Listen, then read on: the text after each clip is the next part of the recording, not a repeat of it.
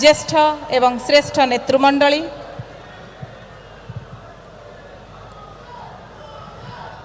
मंचर दक्षिण पार्श्व विराजमान करिसेंती विभिन्न धर्म अनुष्ठान जोग देइथिबा साधु संत एवं मठाधीश माने प्रधानमंत्री सेमानंकु सश्रद्ध प्रणिपात जणाइछंती।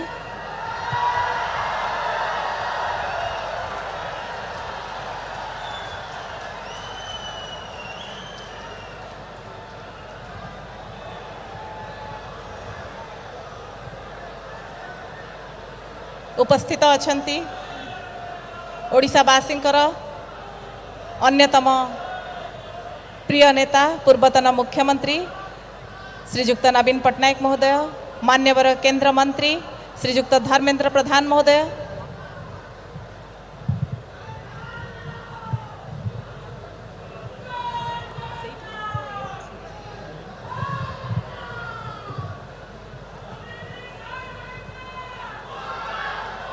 मान्यवर प्रधानमंत्री सह वरेण्य अतिथिवृंद मंचरू विदाय ने